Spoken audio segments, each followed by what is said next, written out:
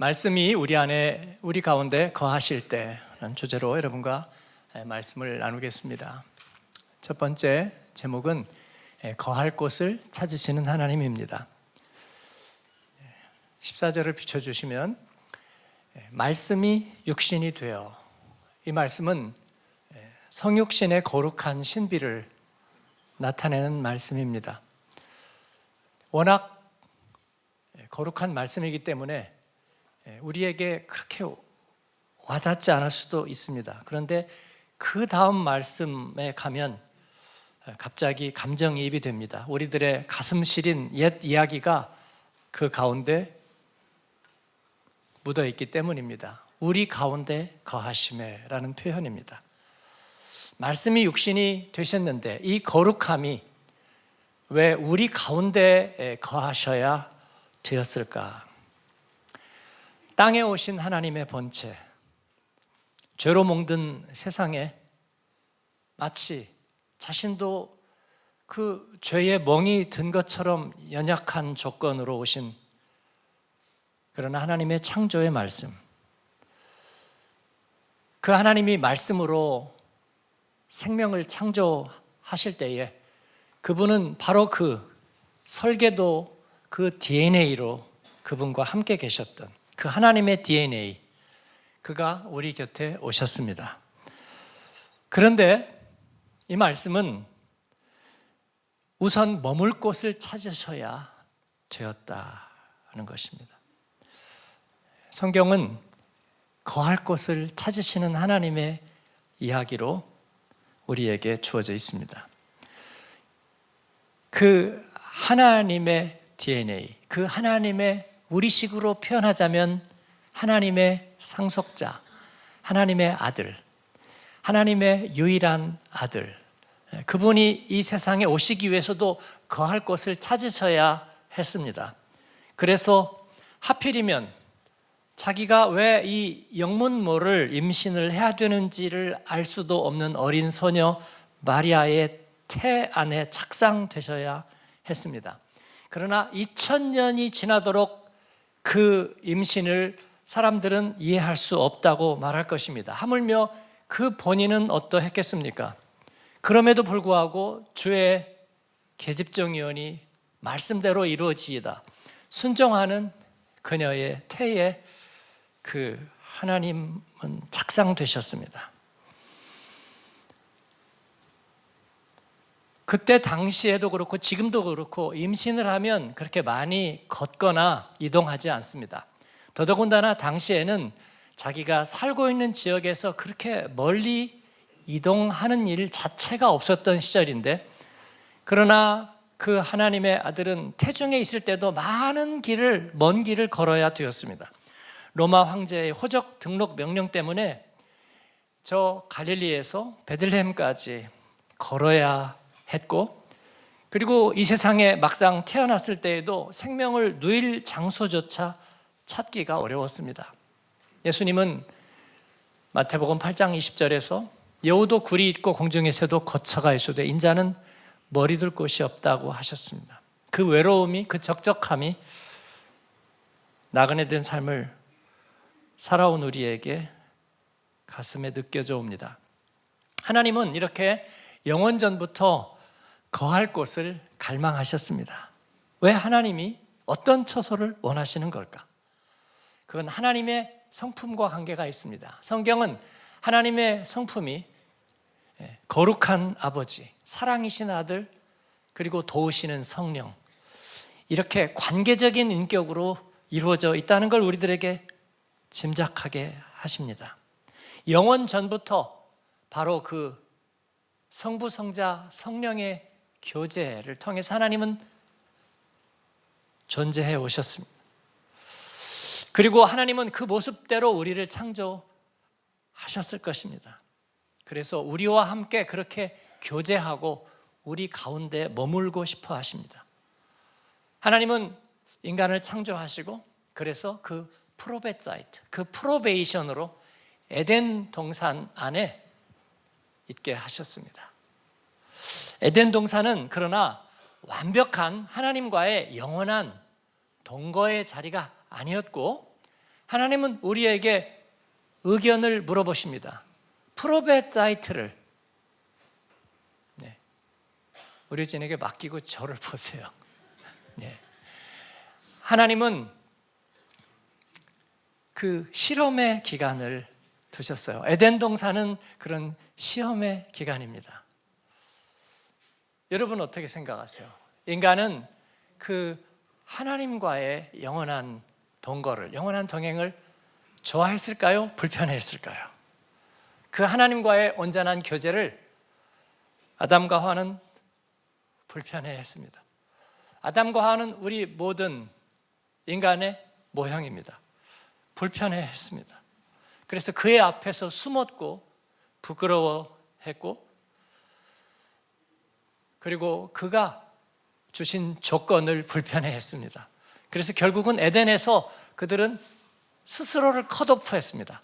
하나님이 그들을 컷오프했다고? 아니요, 그들이 스스로 컷오프를 당했습니다. 그런데 그 에덴은 어떤 곳이었느냐면 하나님께서 그들의 생명을 보장해주는 생명나무가 있는 곳이었어요. 그 생명나무란 뭘까요? 그 생명나무는 이제 에덴을 떠나면서 사라집니다. 그리고 요한계시록 22장의 마지막에 보면 그 생명나무가 다시 나타나는 것을 볼 수 있습니다.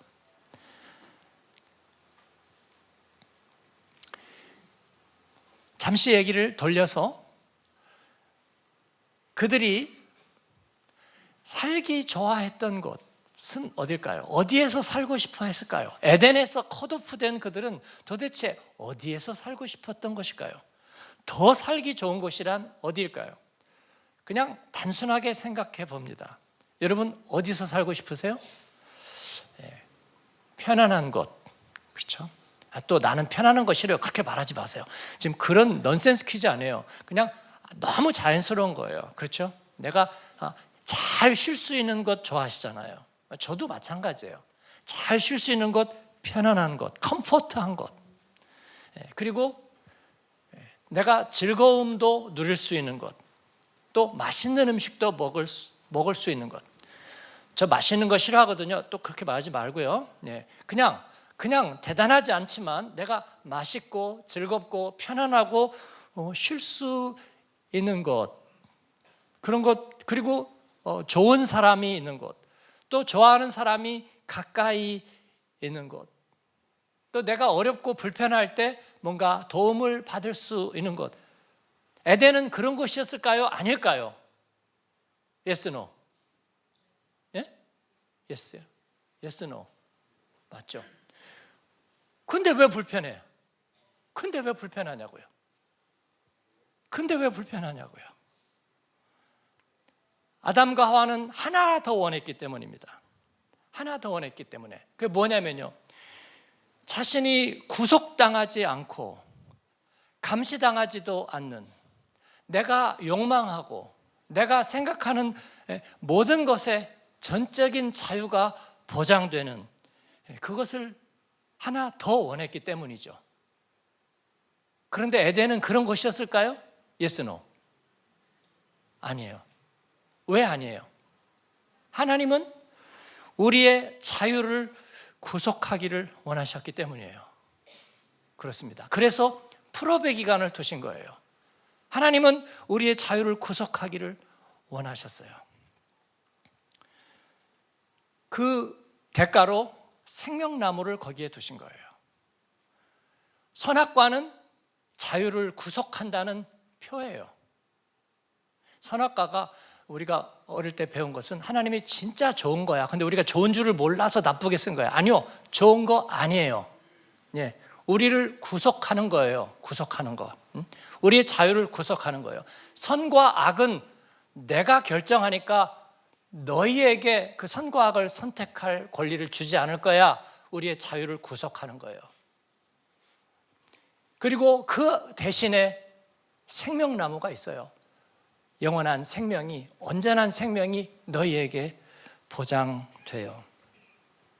그런데 인간은 그 프로베 기간을, 그 시험 기간을 견디지 못했어요. 그리고 자기의 전적인 자유를 원했습니다. 그 조건으로 인해서 생명나무는 사라졌습니다. 그들은 에덴에서 컷오프 되었고 에덴의 동편으로 가야 했습니다. 존 스타인백의 소설처럼 에덴의 동쪽, 천사들이 화염검을 들고 지키고 그들은 생명나무 밖으로 나가야 되었습니다. 그 이야기는 뭐냐면 그들이 스스로 인생에 대해서 자기 인생을 지키는 것입니다. 자기 선택에 책임을 지는 거예요. 아주 작은 선택, 숟가락 하나 옆에다 놓는 것에도 책임을 져야 할 거예요. 그리고 온 세상에 우연처럼 일어나는 소위 나비 효과, 그런 카오스의 끝자락에도 그 자신의 몫이 있다는 것을 알게 되고 그 책임을 져야 할 거예요. 그것은 뭐냐면 치명적인 자유입니다. 자기의 자유가 갖는 치명적인 책임을 누려야 될 것입니다. 선악은 자기가 정하고 자기가 책임지고 그 대신에 생명나무의 은혜는 토해내어야 되었습니다. 그것이 에덴의 동편입니다. 그곳에는 갈등이 끝이 없습니다. 아주 작은 갈등도 어마어마한 범죄가 될 수 있습니다. 그리고 그 대가는 끝없는 자책과 저주가 끊이지 않는, 가장 가까운 사람이 철천지 원수가 얼마든지 될 수 있는 에덴의 동쪽입니다. 인류가 하나님 대신에 선택한 것이 그 자유가 그것입니다. 연설가들이 TV에서, 책에서 여러분이 선택해요. 여러분이 주인이에요. 인생의 주인은 여러분이에요. 여러분이 선택하세요. 여러분이 기회를 잡으세요. 말하고 있는 그 이면에 감추어진 진실이 그런 것입니다. 선과 악을 여러분이 선택하고 여러분의 자유를 어떤 신의 이름으로도 구속당하지 마라. 여러분에게서 에덴을 컷오프 시켜라 라고 말하는 거죠. 언뜻 들으면 가슴이 뛰고 우리에게 뭔가 인생에 동기부여하는, 너는 네 자체로 마스터피스야. 그러니까 너에게 충실해. 너의 목소리를 들어. 너의 자신이 원하는 것을 해. 네가 원하는 것을 하라고. 그렇습니다. 어디 아이비리그 졸업식장에서 명사들이 와서 하는 얘기하고 비슷하죠? 그렇습니다. 그러나 그곳에는 생명나무가 없다는 것입니다. 우리가 살고 싶어 하는 것, 살기 좋은 것은 어디일까요? 그냥 부끄러운 제 얘기를 하겠습니다. 한마음교회 목회한 지 23년이 되었습니다. 한국도 방문하고 선교지도 방문하고 우리 교역자들과 함께 휴가를 가기도 했죠. 스위스도 가고 뭐 이근방 여기저기 또 집회를 가거나 그런 교회에 연관된 선교적인 일들로 인해서 프랑스도 이태리도 영국도 그리고 가끔씩은 미국이나 캐나다도 가보았습니다. 가는 곳마다 좋은 곳이라는 생각이 들죠. 미국에 가서 뭐 애틀랜타 같은 경우는 주거 지역으로 굉장히 좋은 지역이잖아요. 뭐 뉴저지 같은 데도 좋은 지역 같고요. LA의 어디죠? 그쪽도 좋은 지역들이죠. 가끔 이제 목사님이나 성도들이 저를 이렇게 라이드 해가지고 이렇게 가면서 좋은 주택가나 이렇게 갈 때 보면 제 곁눈들로 제 얼굴을 살짝 봅니다. 약간 부러워하는 시선이 당연히 있을 거라고 생각해요. 그런데 저는 좋으니까 좋다는 생각 당연히 합니다. 옆에 호숫가가 있고 뒤에는 골프장이 있고 그리고 아주 시큐리티가 굉장히 보장된 것 같은 멋진 집이 있고 널찍널찍한 길과 주차장과 또 편의시설들과 그렇습니다. 대단히 좋아 보이지만 저는 그때마다 끝없이 제가 있는 곳으로 돌아오고 싶어 했습니다. 빨리 돌아오고 싶어요. 요즘은 어느 정도냐면 아예 가기 시작할 때 벌써 돌아오고 싶습니다. 그런데 그 이유는 사실 저도 잘 몰랐어요. 그래서 제가 생각해 보는 거예요. 내가 있는 곳이 독일이어서일까? 그건 결코 아닌 것 같습니다. 독일 분들에게 죄송합니다. 독일에 대한 무슨 억하심정하고 아무 상관없고요. 독일이어서가 아닙니다. 의료 혜택이 좋아서, 공기가 좋아서, 여기는 트래픽이 없어서, 아니면 살기가 편안한 세계에서 거의 유일한 안전지대여서 결코 그렇지 않습니다. 그럼 뭐 때문일까? 제가 왜 이렇게 돌아오고 싶을까? 연어도 아니고 무슨 이곳이 내 고향도 아닌데, 제 아내에게 미안합니다. 가정이 있어서도 아닙니다. 네. 저 가정 세미나 해야 되겠죠? 네. 저는 제가 살고 있는 곳은 무조건 최고야 라고 엄지손가락 치켜 올리는 그런 성격은 당연히 아닙니다.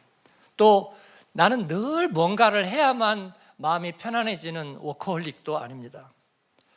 제가 23년 목회하면서 또 어떤 분들이 목사님 좋겠어요. 뭐 좋은 사람들 많은 데서 그렇게 하시잖아요. 전혀 틀리지 않은 이야기지만 저는 사람들과 행복한 교제를 막 누리는 것을 즐거워하는 사람은 아닙니다. 그리고 여러분의 생각보다 제가 사람들 사이에 둘러싸여서 언제나 중심에 있으면서 인기를 많이 누리는 왕국을 사는 것 같은 그런 목회를 한 적은 없습니다. 저는 그렇게 생각해 본 적이 단 한 번도 없습니다. 늘 저의 능력에 과분한 업무가 한 주도 빼지 않고 부담스럽게 기다리는 시간을 지내왔습니다. 23년 동안 항상 그랬던 것 같습니다.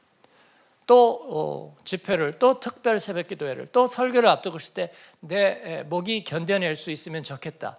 그 정도 생각이 거의 전부였습니다.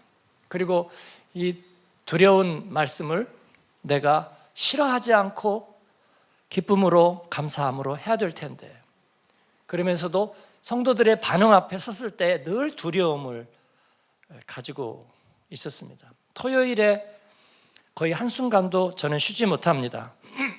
오후에는 산책도 하고 여유도 있었으면 하는 생각을 한 적이 한두 번 있었지만 언젠가부터 그것도 아예 포기했습니다. 주일도 밤이 되기 전에는 거의 한순간도 쉬지 못합니다. 아마 은퇴할 때까지, 아니 인생 자체에서 완전히 은퇴할 때까지 저는 그 방식에서 떠나지 못할 것 같습니다. 그 이유가 뭘까요? 그냥 떠나면 되잖아요. 그냥 그만두면 되잖아요. 맞습니다. 그런데 제가 이 생활 외에 다른 것을 단 한 번도 꿈꾸어 본 적은 없습니다. 복음을 알고 그 부르심을 받은 이후에는 그렇습니다. 왜일까?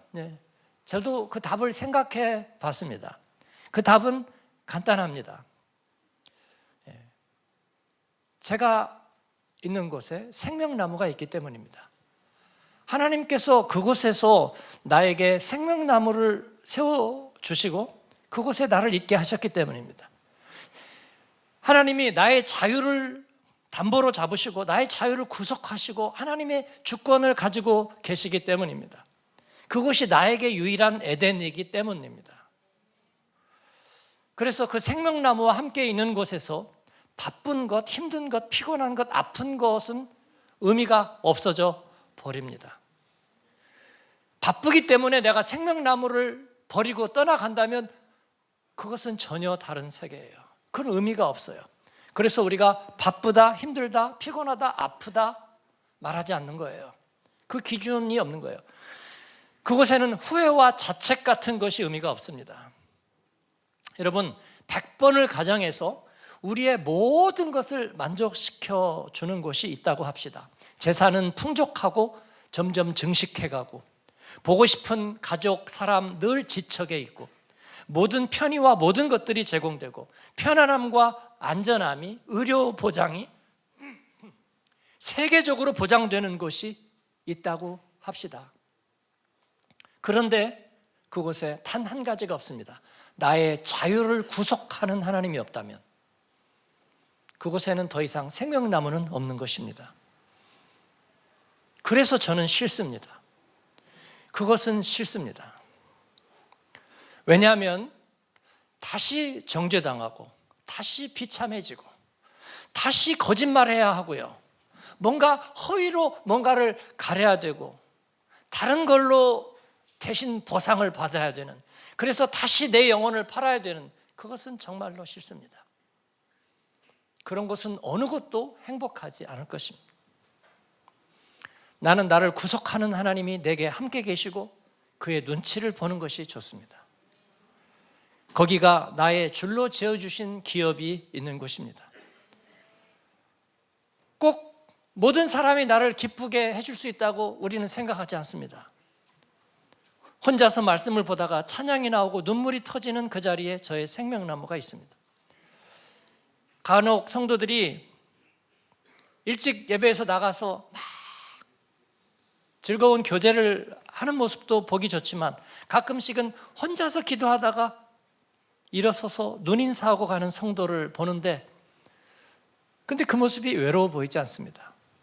사람들이 왜 나가서 좀 교제도 하지, 그렇게 혼자 있을까? 근데 혼자 있는 것 같지 않습니다.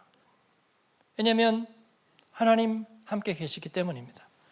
로비에서 이제 성도들이 다 헤어질 시간인데 시간이 안 맞는지 혼자 남아서 이렇게 큐티하고 있는 분들 가끔 가다 봅니다. 청년도 있고 성도들도 있고요.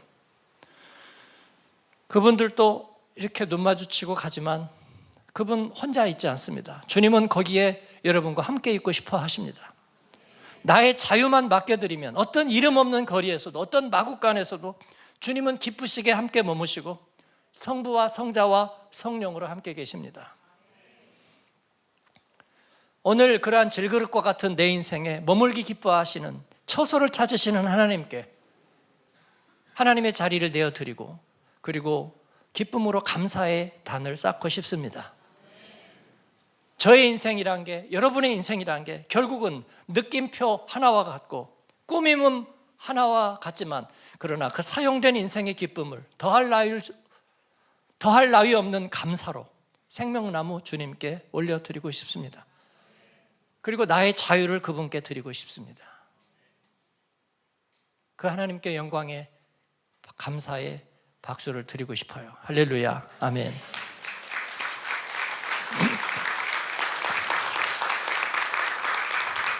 설교가 여기에서 끝나면 딱 좋은데 2번이 있는데요.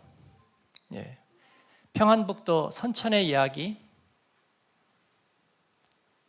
짧게 드리고 싶습니다. 북녘 작은 마을이 주의 처소가 될 때, 1900년대 초에 평안북도 선천은 인구 3,000명의 작은 읍이었습니다. 북쪽으로는 신의주가 35km 정도 떨어져 있고요, 남쪽으로는 평양이 약 140km 정도 떨어져 있는 그곳에 어떻게 복음이 전파되었을까요? 복음이 전파되었는데 1887년에 불동가리라는 별명의 언더우드 선교사가 서울에서 복음 전하기도 바쁠 텐데 북한 지역으로 전도 여행을 했습니다.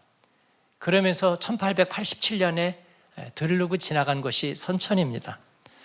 아마 그의 마음속에 하나님께서 소원을 주셨던 것 같아요. 그리고 10년이 지나서 그곳에 와서 정착하고 복음을 전하려는 선교사가 처음으로 그곳에 살려고 왔습니다. 예일대 출신의 위트모어 선교사라는 아주 훌륭한 선교사였습니다. 그리고 그곳에 교회를 세웠어요. 4년이 지났을 때 선교사 몇 가정이 이 선천으로 역시 이주해 왔습니다. 그 한 가정이 샤록스 의사 부부이고요, 또 한 사람은 독신인 레크 목사라는 사람, 또 체이스 자매라는 이 선교사들이 이제 몇 사람이 이 선천 지역으로 이주해 왔는데, 그 중에서 레크 목사는 독신인데 10월에 압록강을 따라서 전도를 하면서 선천으로 옵니다. 그런데 10월인데도 이미 눈보라가 치고 그 가운데서 오다가 천연두에 걸렸습니다. 그리고 선천에 도착해서 2달을 버티지 못하고 성탄절에 세상을, 그 광산병원에서 세상을 떠납니다. 그런데도 샤록스 의사 부부는 선천 사람들을 잘 섬기고 의료적으로도 보살펴서 그 다음에 전국적으로 콜레라가 창궐하는데 선천에서는 죽는 사람이 아무도 없었습니다.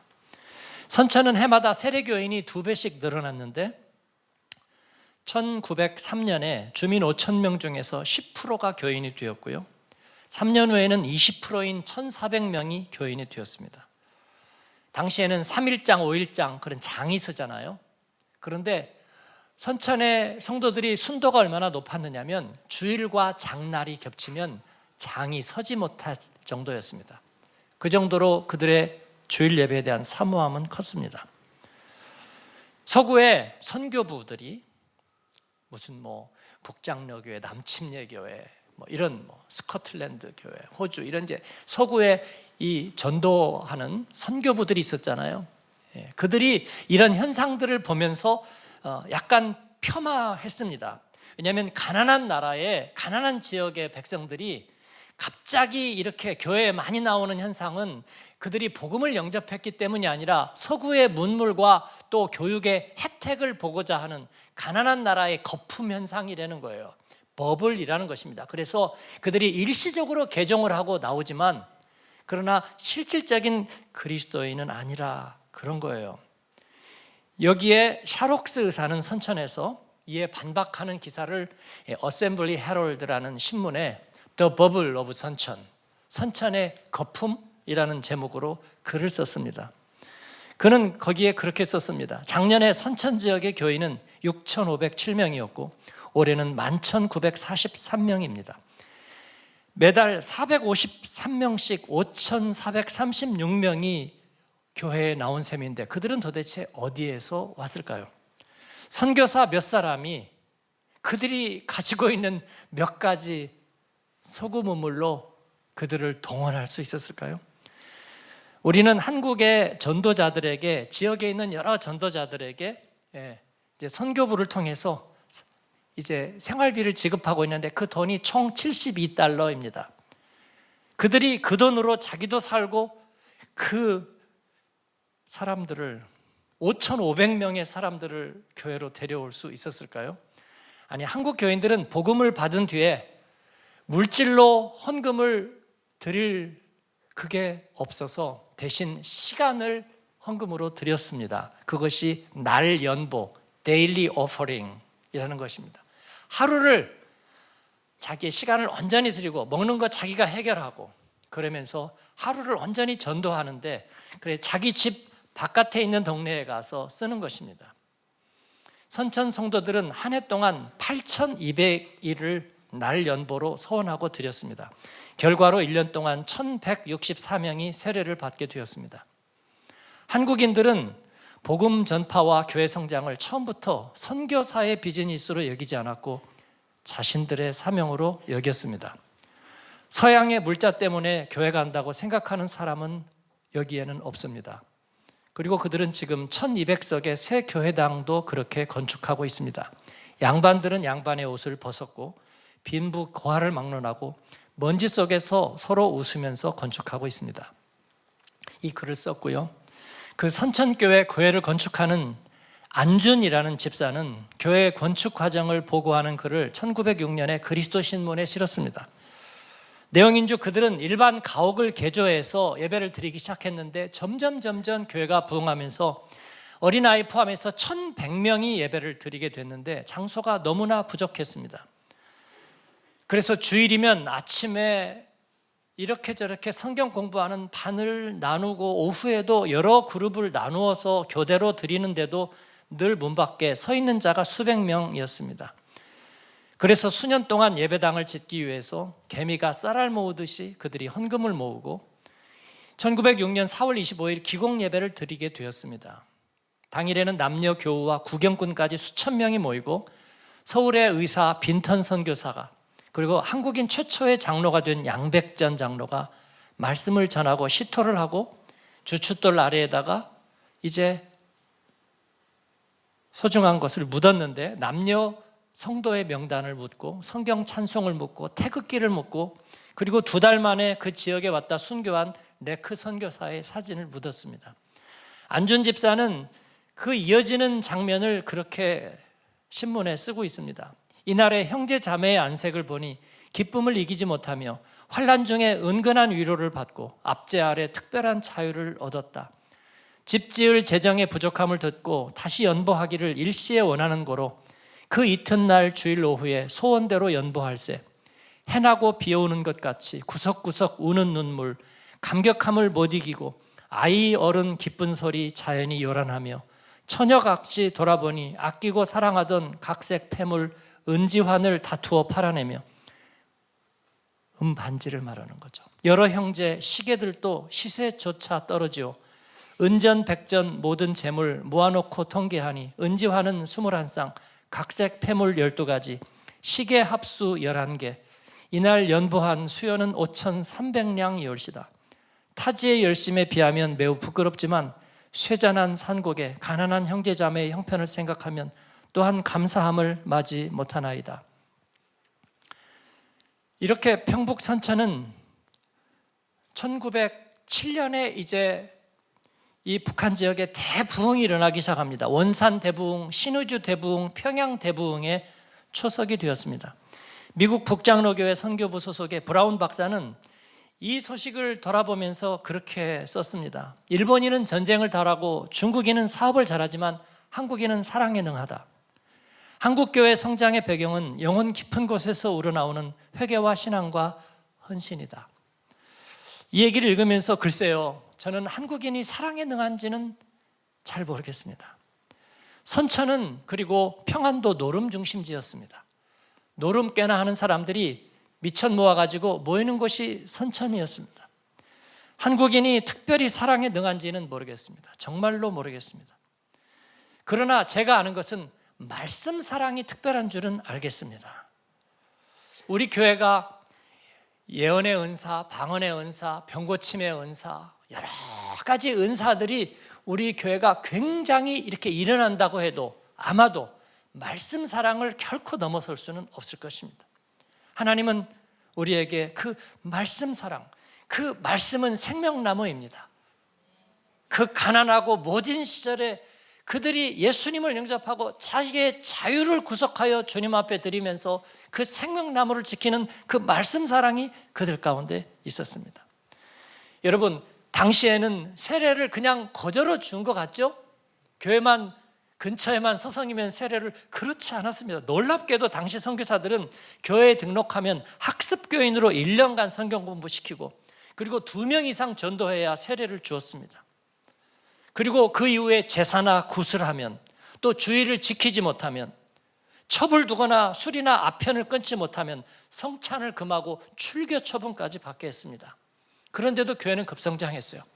디아스포라의 기관차인 우리 교회에서도 주일 못 지키고 다른 일들을 그렇게 하면 우리가 직분도 다 중지시킨다면 여러분은 교회가 여기만 있나, 그런 생각을 아마 하시지 않을까 모르겠어요. 말씀을 배우는 사경회는 수백 리 떨어진 곳에서도 사람들이 모여들었는데 수백 명씩 모여들었습니다. 그리고 쌀과 이부자리를 같이 들고 모였다고 얘기합니다. 누가 도와줄 거라고 생각하지 않았어요. 그래서 쌀을 가지고 이부자리를 들고 모여서 스스로 숙식을 해결하면서 한 주간 동안 하루 종일 말씀을 배웠는데 그 중에는 국문을 깨치지 못한 사람이 상당수였습니다. 그래서 일주일 동안 그들은 일단 말씀을 배워서 언문을 깨치고 그 다음에 말씀을 배우고 그리고 천국 교제를 나누었습니다. 특히 여성들을 위한 여자 사경회가 인기였는데 일주일씩 열렸습니다. 당시에 조선의 여성들은 정말로 비참했습니다. 이름도 없었고 인간 대우를 받지 못했어요. 그래서 어떤 이가 그렇게 자주 했습니다. 조물주는 개와 돼지를 만들고 그리고 시간이 남아서 여자를 만들었다. 한국 여성들을 가부장제의 희생물로 비천하게 살던 그들이 말씀과 찬양과 배움의 천국잔치를 경험하면서 한 인간의 존엄성에 눈을 뜨고 깨닫는 놀라운 체험들을 하였습니다. 그때가 태평성대의 시절이었느냐? 아니요. 국가의 운명이 기우는 시절이요, 러일 전쟁이 일어나는 한복판의 시절이었습니다. 본문으로 돌아와서 말씀을 마치겠습니다. 생명나무가 있는 곳에는 어디나 부족함이 없습니다.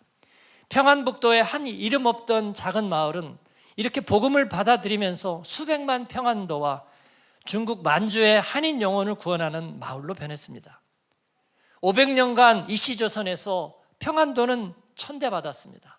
천대받던 평안도 선천에 복음의 미랄이 떨어지니 수백 배, 수천 배의 결실을 맺었습니다.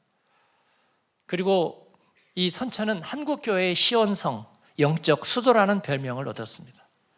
말씀이 우리 안에 거할 때 주시는 영광과 열매인 줄을 믿습니다. 사랑하는 여러분, 여러분은 그리스도의 집입니다. 주님은 거할 곳을 여러분 안에서 찾으셨습니다. 삼위 하나님의 교제와 같이 여러분과 저와 교제를 나누기를 기뻐하셨습니다. 그날의 선천이 지금의 프랑크푸르트보다 불행한 곳이었을까요? 저는 그렇게 생각하지 않습니다. 예수님은 선한 목자, 생명의 참 포도나무이십니다. 주님을 우리는 필요로 합니다. 그렇기 때문에 우리가 어디에 있든지 주님은 우리와 함께 계시는 것을 부끄러워하지 않습니다. 병상에서도 어떤 상황에서도 우리는 생명나무만 있으면 됩니다. 생명나무가 있는 곳, 그곳에서 주님은 우리의 목자가 되실 것입니다. 그리고 우리의 자유를 구속하실 것입니다. 우리의 불평과 원망을 감사와 찬송으로 바꾸실 것입니다. 주님 영광을 받으시옵소서. 생명나무가 있는 곳에는 부족함이 없을 것입니다. 생명나무가 있는 곳에는 외로움이 없을 것입니다. 생명나무가 있는 곳에는 모든 것에 넘치는 풍성과 감사가 있을 것입니다. 치유와 회복이 있을 것입니다. 그것이 메마른 광야이든 간조한 땅이든 푸른 초장이든 주님이 여러분과 함께 하십니다. 할렐루야. 우리가 감사할 이유인 줄로 믿습니다. 기도하겠습니다.